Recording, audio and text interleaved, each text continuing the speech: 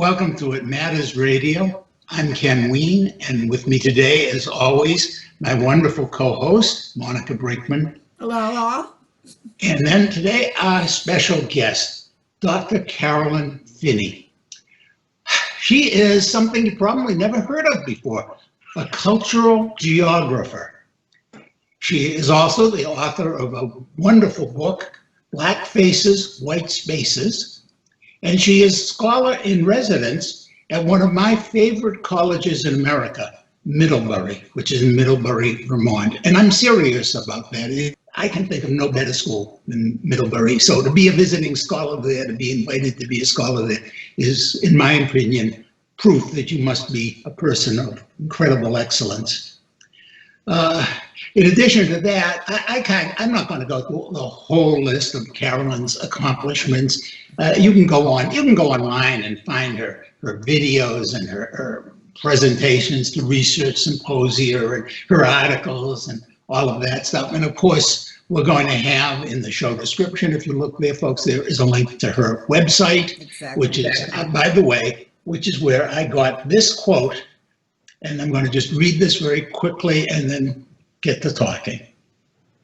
All of my work grows out of a commitment to question conventional wisdom and reconsider long assumptions regarding the production, representation, and dissemination of knowledge about people, places, and ideas.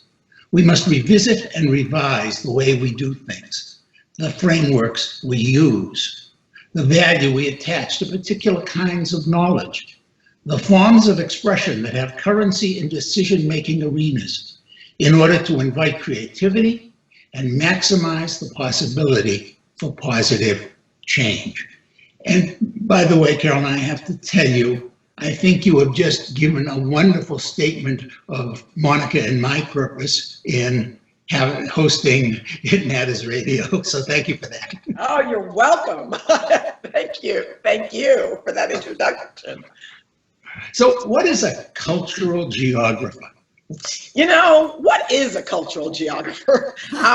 So a couple of things I want to say, and you'll get to know that I tend to not answer a question, come right at it. I come around it to come to it, right? I'm a cultural geographer, but that's actually not the first thing I say about myself, because I went back to school, ended up getting 3 degrees, and my doctorate is in geography. And I tell people that geography is, as an old professor of mine used to say, what we do, why we do what we do, where we do it. So why we do what we do, where we do it. So geographers, we like to say everything is geographical because it's about people and place, humans and the environment. So it's everything. Cultural geography just takes a focus, particularly on culture. And I could also say I'm a feminist geographer, which is a thing. You know, it's a point of view, it's a perspective, it's a focus. But I also have to say, to let people know that my first career, I was an actor, right? So I spent 11 years professionally as an actor.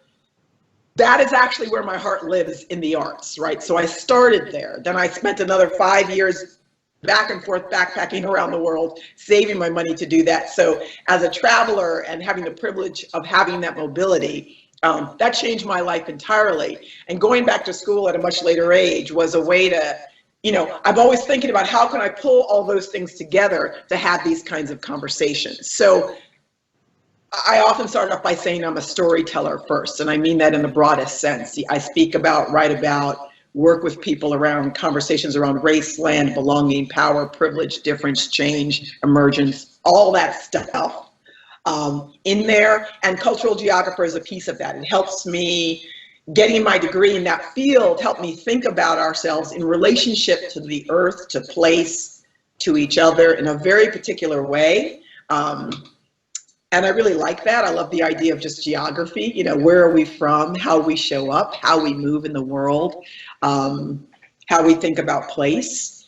But you'll never hear me call myself an academic, right? So I always say that I work in academia. And it's a very particular distinction, not because I'm trying to be cool and quirky, but because I'm trying to be honest about the places that I stand in. And I like to think I stand at a kind of crossroads more than I stand in one particular place. And I left full-time academia on purpose. This gift of a part-time fellowship at Middlebury was wonderful. I worked there with the dean at the time of the Environmental Center for 6 months because they had invited me to come. And I said, I don't want a full-time position because there are some academia, like for me, every other institution in this country is imbued with, how can I say this gently, certain ways of thinking about what knowledge counts and how we're supposed to approach that knowledge, learn that knowledge, and operationalize that knowledge. And at the same time, these institutions often promote creativity and innovation. And for me, there's always a tension between those two. And in the mix is also what does it mean to bring difference to the table. So if you're different, it could be any form of difference, but let's take race just because that's what I tend to talk about.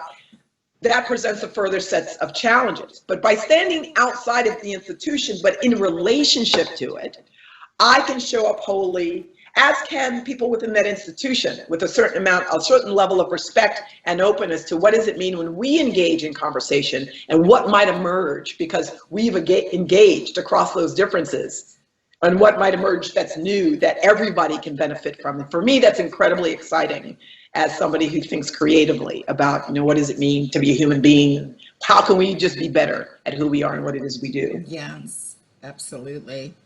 Yeah. Wow. Somehow, That's a broad topic, though. I mean, yes, indeed. it's huge, but I'm glad that you're bringing it to the forefront. yeah. When I was a kid, I remember taking geography. I think it was 7th grade, and we were expected to memorize state capitals and things like that. Yeah. And nobody talked about how people used space. No. So you're interested in that, right? How people are using space. To be honest with you, when I was, so I was in my mid-30s. I had dropped out of school, at 19 and pursued the acting. And by my mid-30s is when I thought about going back to finish my undergraduate degree. I had never finished it. And at this point, I was living in Nepal in a village and had very particular ideas about the world. By the time I got to the PhD, even when I did my bachelor's and master's, I actually did an interdisciplinary degree. I really, this is just my opinion. I really, I find it interesting that we also often silo knowledge within school, right? So we silo it. So there's, you can learn about conservation biology over here. You can learn about this over there. And we put blinders on and don't look at what's happening everywhere else. And while I understand the need to focus on a certain subject to build a skill set and a way to know that and engage that, the problem is for me, the world doesn't work that way, right? What world doesn't work in silos, right? We're intersectional ourselves in our own bodies, let alone in the rest of the world. And so my interest was always in thinking about how everything intersects. By the time I had to make a decision about the PhD, where you're really asked to go in depth and focus, and I was trying to pick a discipline. I said, I love people and culture and wanting to understand that, and I thought I was going to do anthropology. That's kind of what I was leaning towards. Anthropology, like I discovered, pretty much every other discipline, has a really funky history around how it's looked at people that are, I'm just going to say it, non-white and from other parts of the world. And it's funky, not to say that there aren't some great anthropologists who've done some really good work. I'm just saying. And so when I looked at it as a Black woman, actually, what it was, I said, I don't know, is that where I want to go and show up? And then someone literally said to me, look at, a teacher said, you've been taking courses as a master's student at a cross list with geography. And I was like, geography? Is that, do I get, what is that, maps? Like, what is that? Of course, what I discovered is that, about 25% of geography, it's about maps and physical location, but 75% is everything else. You've got everything from medical geography to, you could take a word and put it in front of geography and it would work. Because it's really, how are we in relationship to this earth that we live in and live on? So you can study, earthquakes. You can study protest movements and social movements. You can study wine growing in the southern region of France. which has, you can study any of that, but you're always trying to look at that intersection. It's not one or the other, which is the thing that I really appreciate about geography. And so it felt kind of natural for me. I felt like I could lean into it. The other thing about geography, it's a lovely continuum of, you can get heavy on the science side, science as traditionally defined, like a lot of physical geography does. But there was a lot of room also for the arts and humanities. And that's where, I sort of leaned that way, wanting to understand and learn some of the social science, but also lean towards the arts and humanities piece of that. There was some fluidity there and back and forth. And so it just made sense for me to show up there. And I ended up loving geography. And geography also has some problematic history, which I discovered, right? Later. But I love the discipline, the field, I should say. Excuse me. And here I always thought it was just a map. I never thought of it in that way. When I was in third grade, I had an old pencil box that was a map of the United States, and you could turn the little dial for the state, and then you had to remember what the capital was. I memorized them all. I also thought that's what it was. So, and I actually didn't find that uninteresting, because for a long time, maps, I was obsessed and had a ton of books about map, because I loved traveling and just, of course, maps have their own problematic history, which I came to understand. Yes. Right? But I loved in the very simplest form, this idea of looking at a globe and just imagining, what another part of the world looked like. How did people live their life? When I was 9 years old, there used to be some scholastic program that my parents signed me up for a month. And every month I would get a box. And inside the box, it would be focused on one country. So it might be Japan, and you'd get a map of the country, a stamp, something that was made in that country, and a little booklet about the country. I wish I would remember what that program was. I'd love to get that now. I'd love to get That's a great thing for children, but just so it's accurate. A lot of the information that I know I was taught when I was in school was so inaccurate. Yeah, that's true. Well, I was going to go back to something you said, and what we were taught. Some of the problems, like I was just thinking about, for example, we set the world basically in England. That's the zero longitude, which is not particularly a good reason to, except that the Brits were very good at colonizing and thinking of themselves as the center of the universe. Yeah. Yeah. I missed the first part of your question of what you were saying. I couldn't hear it, but you want to say that again, Ken? Well, I was just reflecting on how history of how we study maps or how we study the world is just so laden with these kinds of cultural assumptions, like, oh, we're the British, so we're the center. That's why the world has to start here. Yeah. Zero longitude. Yes, one of the first courses you have to take, I had to take when I went for my geography PhD, was called The History of Western Geographical Thought. And so what I could at least appreciate is that it was specific by saying, this is Western geographical thought. This isn't all geographical thought, right? It doesn't mean that there isn't other geographical thought going on in other parts of the world, but here's where we're starting, which is going to be Europe and then moving to the United States, or in a very particular way. And so it left space for those of us to push back and say, okay, it's good to understand where this thought came from. And so I'm not about dismissing it, but I know it's hyper complete, because it doesn't cover a whole lot of people and a whole lot of experiences of the world. And it also privileges itself as the best way to understand and view the world. And that, for me, is where, the problem lies.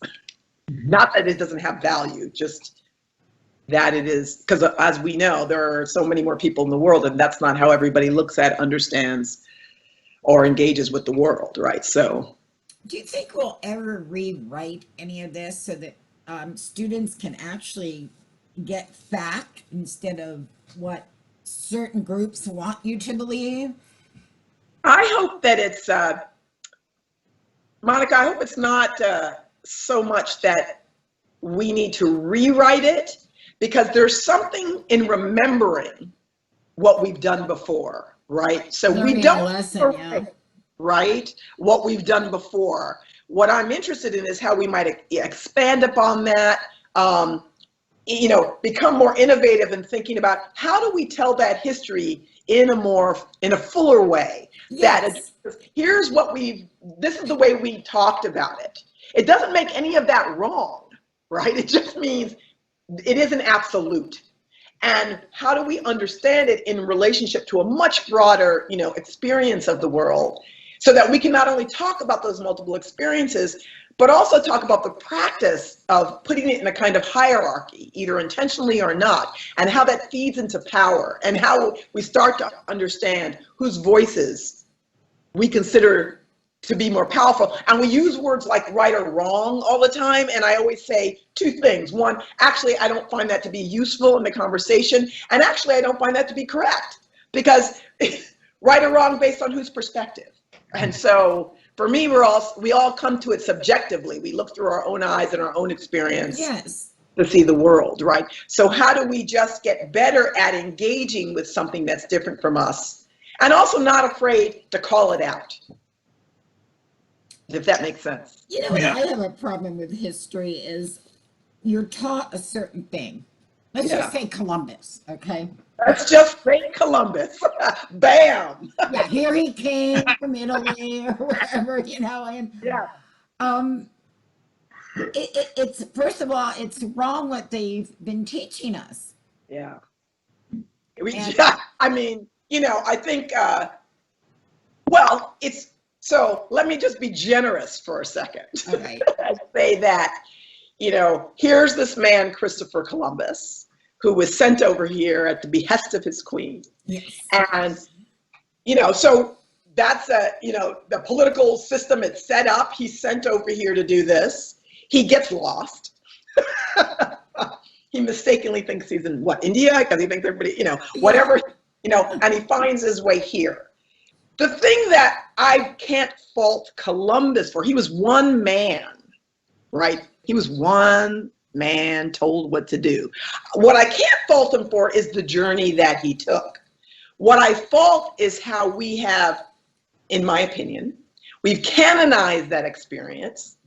We have written it in such a way that denies the experience of indigenous people here being killed and removed from the land that they were living on. Yes. And we celebrate it, yes, that's as hard. a way to think, for a lot of people, Columbus Day is problematic on multiple levels, right? Yeah. I don't celebrate it. Right. Thanksgiving's hard. Right. My father growing up, he just made him so angry to think about Columbus, right? Why are we even thinking about this? And I think it's interesting, an interesting point to acknowledge what he did, what happened on that day. So I wouldn't erase it, because that actually also denies, an experience of this man. This is what happened. This is part of what happened in that moment. It also points to our collective need to canonize that. He didn't canonize himself. We did that. Yes. Right? And that's on us. So actually the responsibility for that is on us, and it also, for me, means we also have the opportunity to expand upon that story. Yeah, I wish we would start doing, because we need to know the reality of history, and where did people come from, really? I think one of the fascinating parts of the Columbus story, as long as we're going in that direction, is that he was in the process rescuing people who were facing extinction. A lot of his crew and a lot of the people who followed the conquistadors here were Moreno Jews. So they would have been killed. Can you cut off? What did you say? They were Moreno Jews. Moreno Jews. Okay. They were under threat of the Inquisition, and they came to Americas to escape that. So on the one hand, I had no idea. he's rescuing one group. At the same time, he's destroying another group. History, especially when we bring people across geographic lines, becomes a very muddied, involved story. So yes, and there is who we decide the storyteller can be, and the storyteller is. So when you look at paintings from the period, the 1700s, 1800s, and you look at paintings of the United States and the American West, right? So Currier and Ives, you have a lot of these famous painters. And often when they were painting American Indians, right, the way that they were often depicted was either they're quote unquote a noble savage, or they're people being left behind as we move into the future. That's a perspective. You can see things about wagon trains. Often when you see wagon trains which were getting beset upon by native people who were killing them, that's a perspective. That's not the native perspective of what was happening. No. That was a perspective that got privileged as the perspective. That for me is where the problem lies. Not in that you tell this story, but as a story that can't be contested. Actually, that's the other thing that I find problematic about it, is that you're telling a story that's supposed to be the story that we all accept. It's, manifest destiny and what actually happened in this country, with no room to contest it, as opposed to saying, hey, that's one experience of the story. And I would argue that there's some serious spin happening on that story, because there's a whole lot of other people you can ask, and they got a whole different experience, and they're not even considered in that story. And don't even get into enslaved Africans, right? Like when we go there, they're not even asked, there's not even, the way that enslaved Africans were depicted. I don't know, I've never seen any where they've been shown as full human beings, with dignity or the ability. I heard that the Indians, they gave them a choice to be Christian or die. And that's something we've done in a lot of different parts of the world. And they did the same with the African Americans that came over. Yeah, we did the same. That part's left out of history, and I think it's so important. Yeah, it is. So we don't do that type of thing again. Yeah. But yeah. So I'm so happy that you've dedicated this part of your life to seeking, reality and truth in the stories. And because for me, part of that, I will say a greater reality and truth, because that's where the opportunity for, when we talk about what we aspire to and where we want to go and what we're going to do and how we're going to do it, my belief is if we're not accountable to what has come before in order to understand the consequences of that, how are we going to move forward differently? I'm not interested in using the same approaches we've always used to get to where we're saying we want to go. And then when people start to talk about diversity broadly defined, I want to ask, so what do you mean by that? What does that look like to you? Are you talking about assimilation? Because that's not diversity. Which is what, in part, Monica, what you're saying about saying, well, we want you to become Christian. Whatever, we want you to assimilate to our way of thinking, doing things, talking about it, showing up, dressing, behaving, all of it, as opposed to increasing our capacity to work together across our differences, and thinking of the differences more as possibility and potential, not as something that we either have to rail against or, we have to diminish in order for ourselves to be able to show up as whole. Yes. Yeah. I think that's such a powerful point and right on. And, we're running out of time. And what? Yes. No. We were just getting warmed up. There's so much more to talk about. I'm going to ask, would you do us the great honor of returning for another interview? Absolutely. Oh, that's great. We touched one little bit. What? I know. And that's so often the case with our interviews, because we talk about things that matter. Now, folks, during the week, and here comes my ad, advertisement for this. I love it. During the week, of course, let me start by saying after the show finishes today, there's going to be a video. It is of our guest, Carolyn, doing what's called a TEDx talk. That's a local TED type talk where, in this case, she was talking to the community in Middlebury, Vermont. And you can learn more of her story. It's a great talk. I have to tell you, it was just a fun, interesting talk. It held me mesmerized. And the thing is, folks, if you subscribe to our YouTube channel, here's the ad. Come on, gotta put it in. If you subscribe to our YouTube channel, to the It Matters Radio YouTube channel, then whenever Monica, who is our tech person, I don't do that stuff, sorry. Whenever Monica puts up things on the It Matters Radio channel, including new interviews, but also these kind of follow-up, you get notified, which is a wonderful thing. So please subscribe. Yes. And end of commercial. Yeah. Now back to the regular program. Caroline, I'm hoping that you'll come back even more than one more time, because I think that there is so much to learn from the perspective that you're coming from. Most people don't come from that. And I think that's very important. Well, I love having conversations, particularly with people, so this is what I do full time for a living. I left my full-time academic position 2 years ago. But pre-COVID, I would be on a plane most weeks, because people invite me in and I come in person, and now everything is switched online. And ever since Christian Cooper and George Floyd, those incidents happened, I should say George Floyd's murder and the incident with Christian Cooper, let me be really clear. Yes. And then I wrote a piece for The Guardian, and then it's just been explosive.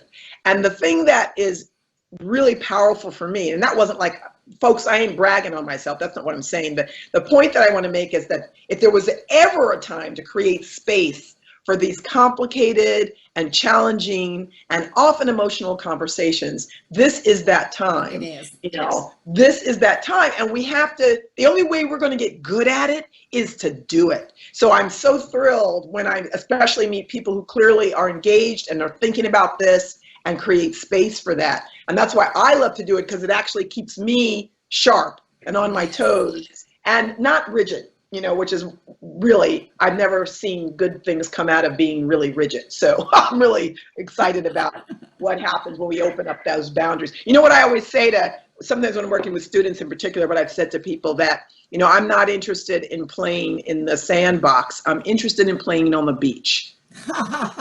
Right? That's a wonderful way to put it. Yeah, I'm right there with you. Give me that sand and lots of it. We don't have many good beaches. We don't have many good beaches out here in Arizona where Sand. Lots of Beautiful sand. Lots of sand blowing around.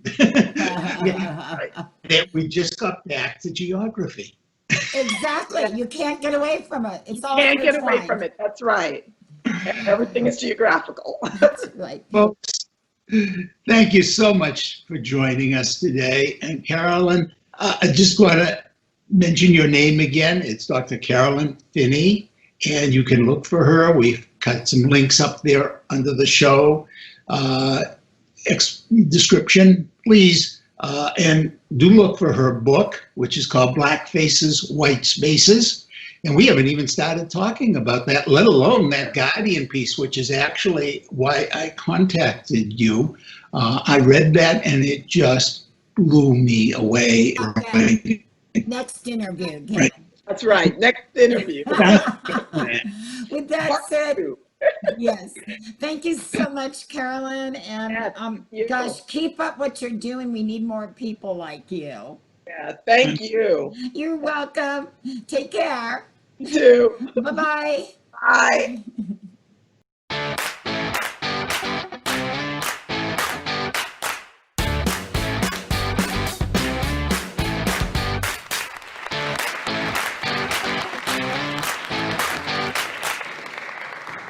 So I just moved to Vermont, but I am from New York. Yeah, that's right. So I moved around a lot, and people always ask me, they say, where do you live? And I always get a little attitude, and I said, do you want to know where I live, or do you want to know where I'm from?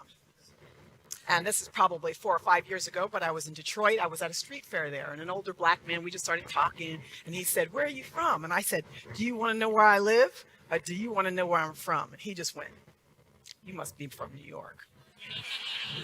So I tried to be kind of cool about it. So I'm from New York. I want to talk about my family a little bit, where my parents are from, actually. I tell this story a lot. My parents, Rose and Henry, you see up there in the corner, are originally from Floyd, Virginia. Floyd's a tiny town over by the Blue Ridge Mountains. It's not so tiny as it used to be. They grew up poor, they grew up black, they had a high school education. When my dad came back from the Korean War, like a lot of black people in the South, he thought, well, you know what, we're going to go north because maybe I'll have a better chance at a job. He talked about when he came back from the Korean War that he saw a park ranger in a park ranger uniform, and he thought that looked like a great government job. But when he went to apply for that job, they told him, I'm sorry, we don't hire Negroes. So my parents went north. They got to New York. He had 2 job opportunities. One was in Syracuse, New York. Syracuse is about 5 hours north of New York City, where he could be a janitor. And the other was 30 minutes outside of New York in Westchester County. You had a very wealthy family, a Jewish family that owned a 12-acre estate. They needed full-time caretakers for the estate, and that's the job my parents took. He was the chauffeur, the caretaker, the gardener. My mom was a sometime housekeeper. And those pictures of the estate you can see there. My parents wanted to have kids, but thought they couldn't have kids. So I got lucky, they adopted me. And then what I like to say is they relaxed and had my first brother. And a few years passed, and they did some more relaxing, and they had my second brother. This neighborhood is and was a very wealthy white neighborhood. Okay, Harry Winston had property down the street. Schaefer of Schaefer Beer lived next door. It's not very good beer. Wingfoot Golf Club was around the corner. We were the only family of color in that neighborhood until the 1990s, when a Japanese-American woman moved in. She was there for a few years, and then she moved out. The owners only came up on weekends and holidays. So me and my brothers felt like it was like our own private park. There's a swimming pool, there's a pond, there's vegetable gardens, fruit trees. The place was fabulous, woods to play in all the time. The story that I tell people, there's a lot of stories I can tell what it felt like to be us on that property. And there's a lot of things I loved about being outdoors, because that's where I learned to swim, ride my bike, do all that cool stuff you can learn to do in the outdoors. But the story I tell people is when I was 9, so I went to a public school, and I usually walked home from school. And there was always policemen patrolling this neighborhood because you have a lot of wealth in this neighborhood. And I remember one day I was right around the corner from the house, and I always say that I was very unimpressive, not a little, I was highly unimpressive to look at. I had a little afro, my little school bag, my little reading glasses, right around the corner from the house. A cop stopped me, and he said, where are you going? I gave him the address, which is a mouthful, and he just looked at me and said, oh, do you work there? I'm thinking, dude, I'm 9. But I don't say that. I just said no, and kind of confused sort of way I lived there. And I remember going home to tell my parents. I remember my father getting really angry about that, calling the police station, and they never bothered me or my brothers again. But as an adult, I have to think about the logics of that. What was it about me? I thought, the school bag, the paraphernalia, I looked like a little girl coming home from school. What was it about me and my family and the color of our skin and this beautiful outdoor surrounding with these beautiful trees and water and lawns that felt inappropriate for us to be there? So let me flash ahead a little bit. So the owners, I'm trying not to say their name here, I'm trying to be very careful. The patriarch died in the 90s. The matriarch got sick. And so now at this point, my parents have been caring for that land for 40 years. Now, to her credit, she wanted to try to find a way to keep my parents on this land. At the time, the land was worth over $3 million. The property taxes was over $125,000 a year. My dad had been making about $20,000 a year. So there was no way they were going to stay on that property. So she had a house built for them in Leesburg, Virginia. My father likes to call it Leesburg, but that's another story for another time. Beautiful house on a half an acre of land. She passed away. My parents stayed on this property until 2003 because they had to find a new family. So the new owner came on. They eventually found a family from the Dominican Republic that was going to take over. So now my parents have been on this land for nearly 50 years, full time. So they leave. They go down to their beautiful house in Leesburg. In particular, I saw my dad get really depressed. And he talked about missing the land. He talked about missing New York, the neighborhood, but he talked about missing that land. And it was at this point I started to think about the question of ownership and belonging around land. The point got brought home even more because they got a copy of a letter from one of their neighbors. And the letter was from the Westchester Conservation Land Trust. It had sent out a letter to everyone in that neighborhood to let them know that a conservation easement has now been placed on this piece of land. It touted all the environmental values of that land, the wildlife on the property, where it sits in the watershed. It had pictures to show how beautiful it was. And at the end of this letter, which isn't very long, I carry around my own copy, it's about a page and a half, it thanked the new owner for his conservation mindedness. He'd been on the land for about 3 years. There was nothing in the letter thanking the people who cared for that land for 50 years. And just that fast, my parents were erased. So I was getting really frustrated by all this, right? Because I had gone back to school at that time, and I was looking at stuff around the environment and race and gender, and I got really tired of hearing Black people don't. You can fill in the blanks as it pertains to the outdoors. We don't camp, we don't hike, we don't ski, we don't walk, we don't care about the environment, right? We have no new ideas. So I decided that I actually wanted to challenge that. First, what I needed to do was look back a little bit at history, right? A little bit of history. Right there in the middle, you can see it's President Roosevelt and John Muir in 1903, overhanging rock in Yosemite. You know that they're having some kind of smart conversation about wilderness, outdoors. They're coming up with all these good ideas. I'm trying to be very gentle and kind to them at this point. Gifford Pinchot, all the way over there on the other side. Guy came up with forestry, just the idea of how we manage and think about conservation. This is great. I actually don't want to downplay or diminish their ideas, but I want to think about what was going on at the same time, particularly for non-white people at that time. I'm sorry, I do believe that Jim Crow segregation was in place. So if you were non-white, in particular, if you were Black, it didn't matter how beautiful that beach is, that mountain is, that forest is, that park is, you could not go there safely and securely. Right. And it's really hard for the mainstream environmental movement to historically talk about that because there's this universal story that we tell ourselves that here's what the natural environment gives us. I think that's actually true. Here's what we all should be able to do and how we should be in a relationship. I also think that that's true, except that for many of us, we can't do that. History doesn't let us do that. I decided I wanted, and it's always convergent, which I always like to say, so you see all that stuff behind me about slavery, internment, the removal of American Indians from their land, sometimes their death. All this land was stolen. That's also another conversation, but I just want to put that out there. So I decided I wanted to talk to Black people and hear their own stories. And I started to go around the country and talk to all kinds of Black folks about their environmental stories. Two things I heard often from Black folks was, one, I don't have a story. And I would say, are you breathing? Because you got a story. But the second one, and this one kind of hurt me when I would hear it, would say, nobody ever asked me that before. And to really think about what that means. So I want to tell you 3 stories very briefly of 3 of the people I talked to, and I talked to many that were amazing, but these are 3 that really stand out in my mind. The first is Maureen Betch. She's known as the Beach Lady if you look her up online. Many people haven't heard about her and then wonder why they haven't heard about her, but that's another underlying thing I want to sort of throw out there. Maureen grew up in a wealthy Black family on Amelia Island off the coast of Jacksonville, Florida in the 30s, 40s, and 50s. Her great-grandfather was A.L. Lewis. He made a lot of money in the life insurance company.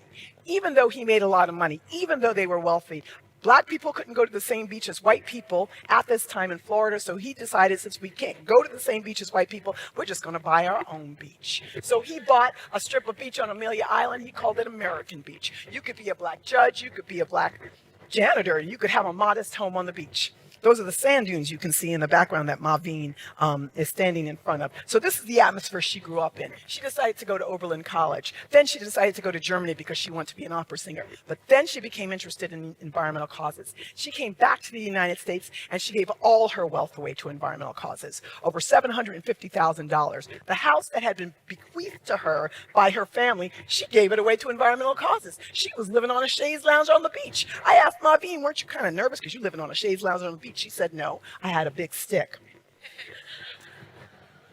Amelia Island, American Beach, sits in the middle of two beach resorts. It has a maritime forest. It's stunning. And of course, developers got really excited about that because we do need another golf course. So Maveen decided that she was going to fight that along with the community. The thing about what Maveen did was it wasn't just about the maritime forest. It wasn't just about the sand dunes. It wasn't just about the beach. It was also about those African-American stories in that place. And she worked together to really fight along with the Park Service and others to preserve some of this space. One of the last things that Maveen never said to me shortly before she died was, I am the freest person you will ever meet. Because when I gave away the money, I was able to do exactly what it is I needed to do. I want to tell you about, every time I see his beautiful face, I get excited. John Francis. John Francis, in the 70s, he lived in Northern California. There was an oil spill. He got really upset by that oil spill. He decided that I'm not going to be taking any kind of transport anywhere. I'm going to walk around for a while. He spent the next 22 years walking across the U.S. to raise environmental awareness. He did that for 17 years without talking. He got his PhD without talking. Yes, you all hear me out there. John, in 1989, when Exxon Valdez happened, he was the only PhD in the United States that had done a PhD on oil spills. So he became one of the early architects of our early oil spill policy. John decided he was going to publish a book about his story. And he had a hard time finding someone to publish it because we have so many stories about black men who spent 22 years walking across the U.S. to raise environmental awareness, 17 years without talking.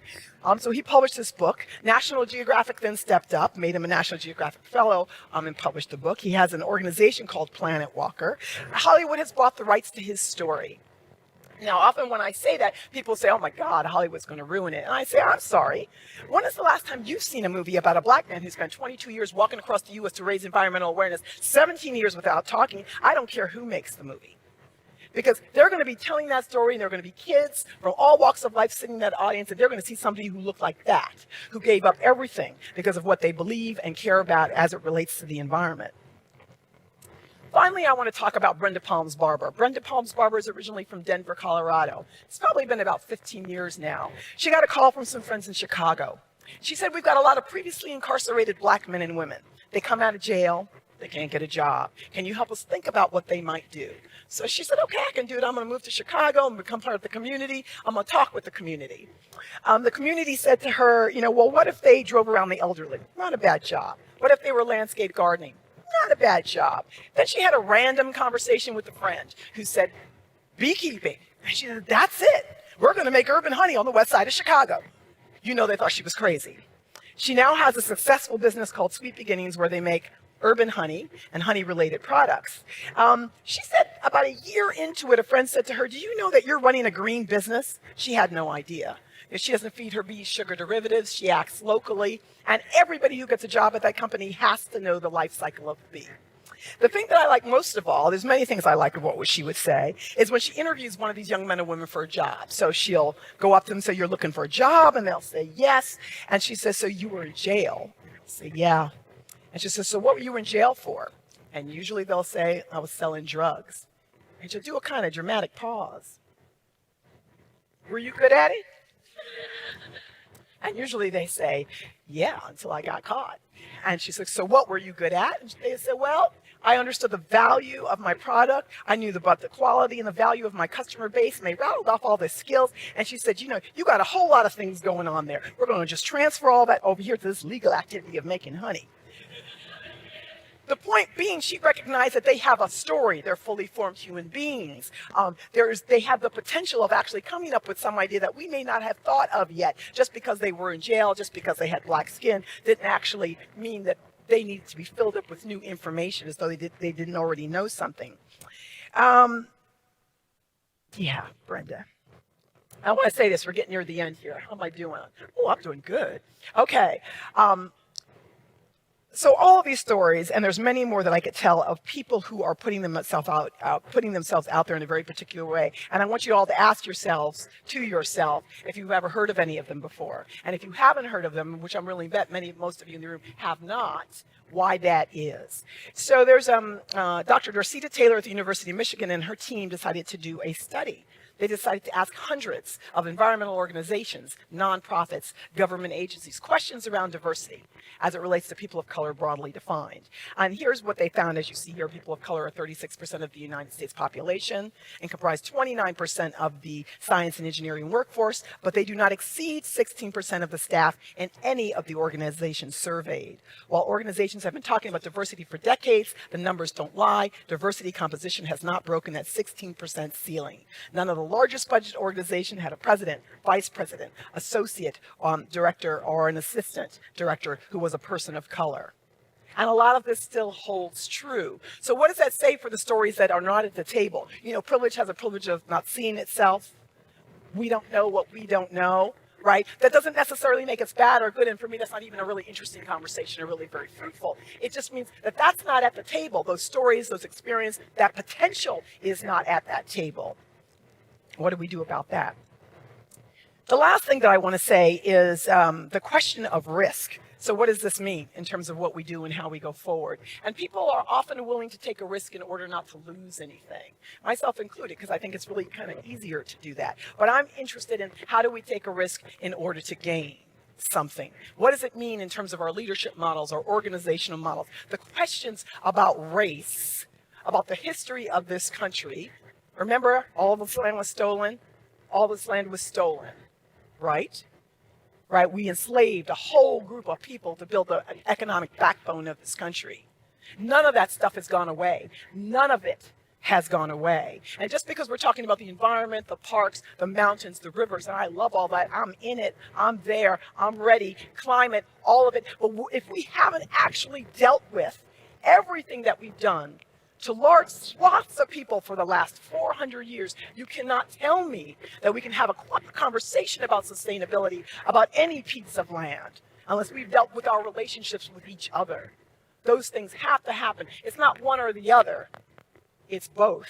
But we have to do that work. We have to get real. We can't get to kumbaya without dealing with the stuff. I have to be polite. And the last thing I want to say about this is that it's not about comfort. Right? This is not about comfort and being comfortable. There's so many of us who have never been comfortable. If I had the time, I have multiple stories I could tell you that are my own about what it means to not be comfortable. Many of you in this room know what that feels like. A couple of years ago, Svetlana Alexievich won the Nobel Prize for her work on Chernobyl. She's from Belarus. And I heard that she was talking to Michelle Martin, and Michelle Martin said, you know, you made a lot of your own people uncomfortable. Because it's like she exposed the dirty laundry. She told some truths about her people. And you know some of her people were not happy about that at all. And she basically said to Michelle, she said, I'm not interested in my people being comfortable. I love my people, but I want my people to be better. I almost want to stop there. I'll say two more things, because I got time. Albert Einstein, who is a very smart dude, said, you can't solve a problem with the same consciousness that created it. You can't solve a problem with the same consciousness that created it. Again, you can't get to kumbaya without doing the hard work. But I like how Moms Mabley, who is an African-American old vaudevillian comedian, how she said it better. If you always do what you always did, you always get what you always got. Thank you.